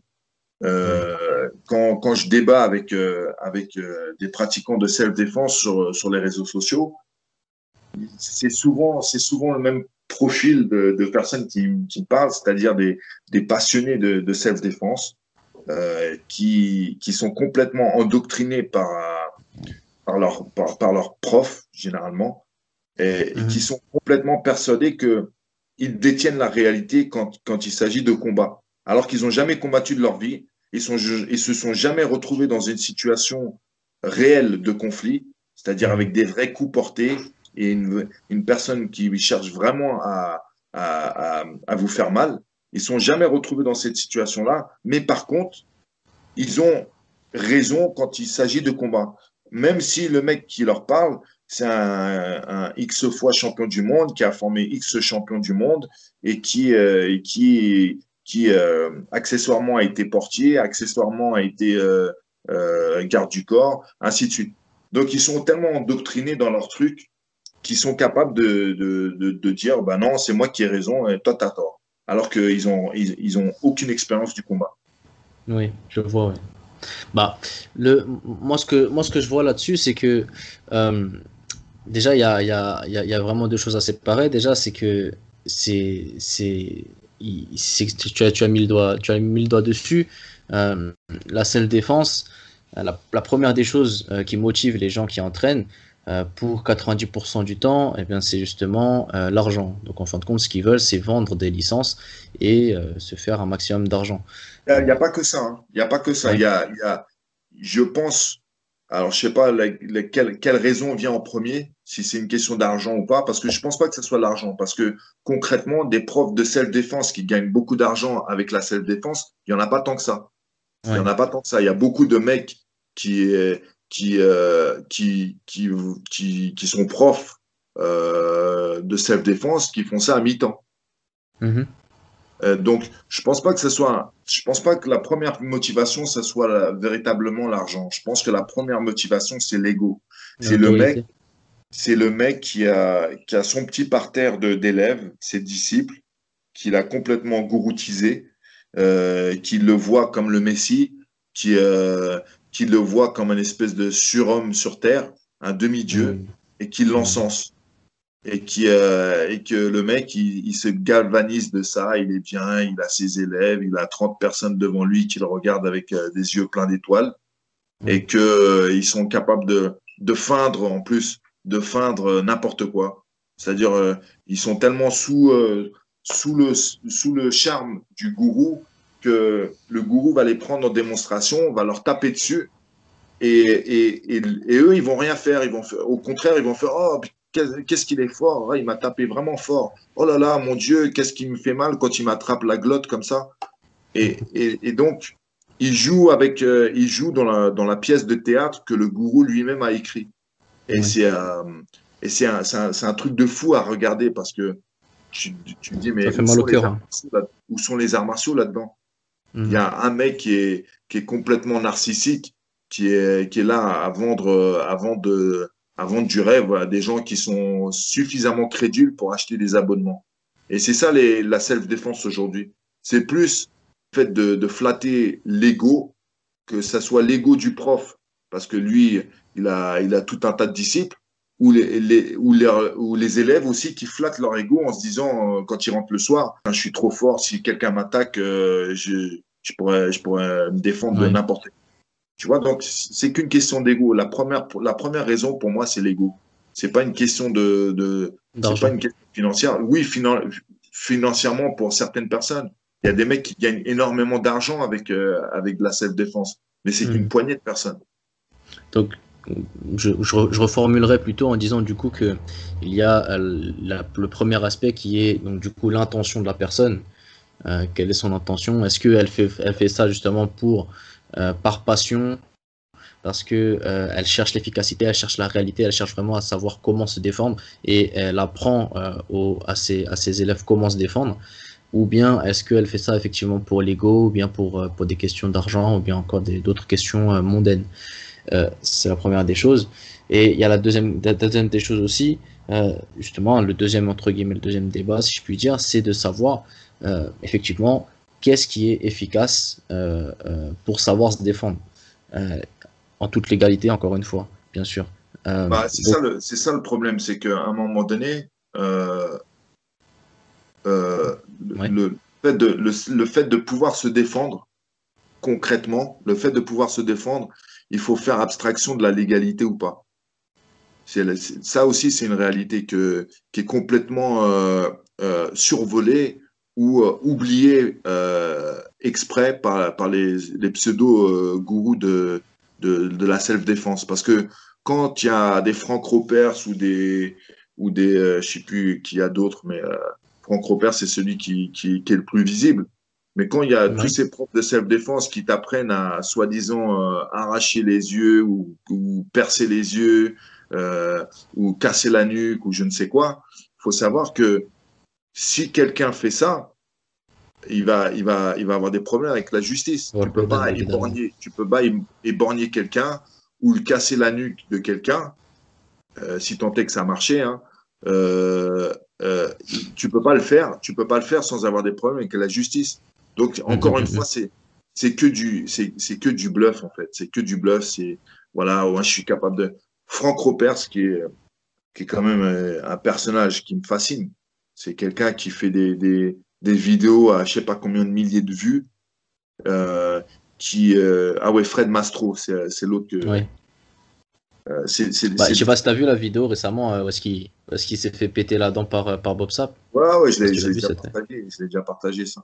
Mais Ouais.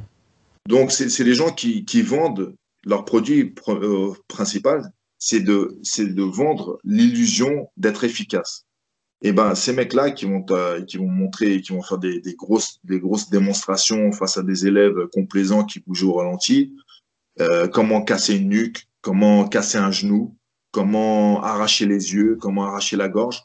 Combien de fois, à ton avis, ils ont fait ces choses-là? Combien de nuques Franck Ropers ou Fred Mastro ont cassé? Eh ben moi, je suis sûr de ma réponse, zéro. J'en suis sûr. Et Mhm. pourtant, c'est des mecs qui vendent des abonnements à vendre, à vendre du rêve, Ouais. à vendre. Donc les gens qui payent des sommes sur le site de Franck Ropers, tu peux avoir ses conseils en ligne, par Skype d'ailleurs. Ah Tu peux bon? avoir Je ses savais pas conseils ça. en... Ouais, ouais, tu peux avoir ses conseils, tu peux acheter ses conseils en ligne par Skype, donc tu lui parles par Skype. Et c'est 15 francs, excuse-moi, c'est à l'envers. C'est 35 euros les 15 minutes. D'accord. C'est 35 euros les 15 minutes pour avoir un mec par Skype qui va t'expliquer la vie, qui va t'expliquer comment tuer les gens, comment leur casser la nuque ou je ne sais quoi, ou peu importe les conseils qu'il peut donner. Tout ça c'est fait par quelqu'un qui est vénal. C'est quelqu'un qui ment aux gens pour leur soutirer de l'argent. Donc, j'ai aucun scrupule, moi, à leur cracher dessus virtuellement tous les jours s'il le faut, parce que ça m'énerve profondément. Je suis un Je passionné vois. d'arts martiaux et des sports de combat, et quand je vois des escrocs comme ça, qui ont du succès en plus, qui ont des gens qui, euh, qui achètent leurs produits, ça m'énerve. Hmm. Après, donc voilà, par rapport au fait, par rapport au second débat, puisque par rapport au premier débat, il n'y a pas, comment dire, entre guillemets, de réponse, parce que leur intention, on n'a pas la clé des cœurs pour savoir leur intention. Mais concernant le deuxième débat, moi je le trouve pertinent euh, et, euh, et je comprends très bien justement le fait que comment dire, ça t'énerve tout simplement. Euh, Simplement déjà de base lorsqu'on est passionné et qu'on entend des choses qui sont fausses et qu'on s'est battu toute sa vie pour apprendre une science, on a donné énormément dans sa vie pour pouvoir évoluer dans cette discipline et pouvoir la faire évoluer, c'est sûr que eh bien c'est sûr que c'est énervant lorsque l'on voit ce genre de choses. Maintenant, moi moi-même, j'ai vu comment dire, j'ai vu et j'ai pratiqué des arts martiaux qui sont, disons, traditionnels, notamment, je pense que tu sais ce que c'est que le Kyushojitsu. Le Kyushujitsu. Ouais, Euh, ça dit quelque chose?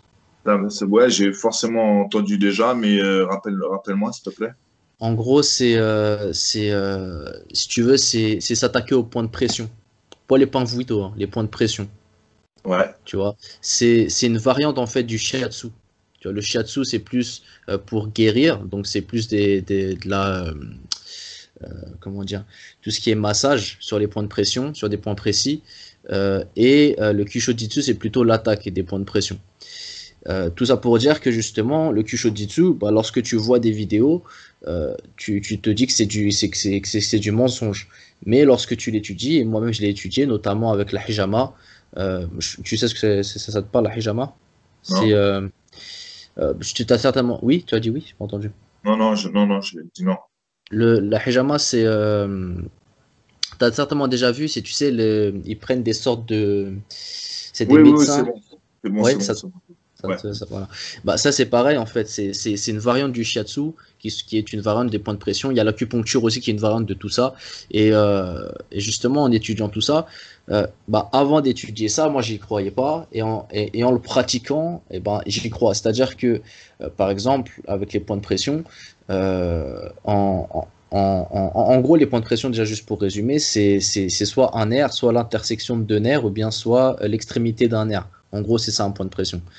Euh, et justement, en s'attaquant au point de pression, c'est vrai on a une efficacité qui peut même paraître incroyable à la vidéo. C'est-à-dire que il y a des KO qui peuvent être rapides, ou bien il y a des douleurs qui peuvent être très intenses à certains endroits. Bah, après, on a déjà tous fait du Q-show si on a déjà fait du sol, notamment par exemple en sortie de garde. Bon, ça va être difficile à expliquer, mais par exemple en sortie de garde, lorsque tu places ton coude vers l'adducteur, il y a une certaine douleur intense qui se crée. Je sais pas si tu vois Ouais, ouais, bien sûr, ouais. voilà. Bah, ça, par exemple, c'est du Kyushujitsu en vérité. C'est-à-dire que tu appuies sur le point de pression qui fait que. Et c'est pas le muscle en fait, hein, c'est vraiment le nerf. Et c'est vraiment le point de pression. Et plus tu rentres là-dedans, plus tu vois que justement, il y a des choses qui sont fascinantes. Et justement, en gardant l'esprit ouvert là-dessus, bah, j'ai vu que la médecine chinoise a vraiment beaucoup de choses à nous apprendre, qu'on est vraiment très bridé là-dessus, sur ce type de médecine qui en vérité est. Et en vérité comment dire, un autre chemin qu'ont compris certains peuples pour guérir et pour attaquer. Et, euh, et du coup, tout ça pour dire que il y a une différence à faire, euh, je pense, euh, je pense, entre les personnes qui font vraiment des arts martiaux traditionnels en cherchant l'efficacité et en se posant les bonnes questions, c'est-à-dire qu'ils essayent, ils voient que si ça marche ou pas. Par exemple, tu avais donné le fameux, pour moi c'était très pertinent, mais tu avais donné l'exemple d'une personne qui faisait du Jet Kundo qui t'a dit voilà, si tu m'attaques en double leg et que je fais une descente de coude sur ta nuque, ben, comment tu fais? Mais effectivement, avec la vitesse, est-ce que tu crois que tu Ouais, pourras faire quoi que ce soit, quoi? Bah ouais. justement, moi en fait, ce qui me gêne, en fait, c'est ce que Bruce Lee disait. Voilà, je cite Bruce Lee, mais Bruce Lee, il était contre le karaté parce que justement, il portait pas les coups. Et en fait, la self-défense, c'est pareil. Le truc le plus grave en fait qu'il y a avec la quasi-totalité des self-défense, c'est qu'ils portent pas en fait. Et que, ouais, ils disent, moi je te casse la nuque, mais en vérité, tu l'as jamais vraiment fait. Tu l'as jamais vraiment essayé ça. Et justement dire que voilà, en faisant des sortes de réponses aux questions, c'est-à-dire que si tu me donnes ce coup de poing, et ben moi je te fais ça, bah faut vraiment l'avoir fait, l'avoir pratiqué en combat réel, même en sparring intense, ne serait-ce que faire cette démarche-là pour vraiment pouvoir avancer que c'est un minimum efficace. Euh, et voilà, vraiment, moi, mon avis là-dessus, c'est que il y a deux équipes. Il y a l'équipe des gens qui ont l'intention d'avoir justement, et je te rejoins là-dessus, vraiment, qui ont de l'ego et qui veulent pas avouer que bah, ce qu'ils font ne fonctionne pas et qui mentent là-dessus et qui veulent impressionner le public, qui veulent se faire de l'argent et toutes sortes d'autres choses. Et du coup, qui mentent, qui n'hésitent pas à mentir, qui n'hésitent pas à exagérer, qui n'hésitent pas voilà, à faire toutes sortes de choses pour promouvoir leur science et leur discipline. Euh, je pense que tu as partagé assez de choses pour que les gens s'en rendent compte un minimum. Mais il y a aussi Ouais, après. cette autre école qui déjà est peu connue parce que déjà les arts martiaux vraiment traditionnels. Encore une fois, comme le Kyusho ou bien comme d'autres, hein, comme certains styles de karaté ou bien le Wing Chun ou bien d'autres pratiques. Il y a deux choses. Il y a déjà, est-ce qu'ils ont essayé leur pratique en situation de sparring dur ou est-ce que ils sont restés en pratiquant, ou bien même est-ce qu'ils sont restés juste à essayer devant le miroir et voilà à faire quelques mouvements et à se dire waouh c'est incroyable, ça fonctionne bien mais ça fonctionne en vérité que lorsque c'est mou, Ou bien est-ce qu'ils ont vraiment fait cette recherche-là? Et s'ils ont fait cette recherche-là, eh bien, il faut beaucoup de patience avant que ça fonctionne un minimum. Parce que il faut bien placer la chose, il faut que, comment dire, il faut que tu fasses la technique correctement. C'est comme tout, hein, je pense qu'un bon exemple, ce serait le jiu-jitsu brésilien. Euh, un real naked choke, un étranglement arrière, bah, si tu le fais, si tu places par exemple ton coude correctement, bah, tu vas avoir les deux carotides et là du coup tu vas avoir un arrêt sanguin. Mais si tu places pas justement ce coude-là, bah, tu vas seulement comment dire, attaquer la glotte et du coup la personne soit elle va tousser, soit elle va avoir du mal un peu à respirer. Mais du coup ce sera pas du tout la même intensité sur la technique.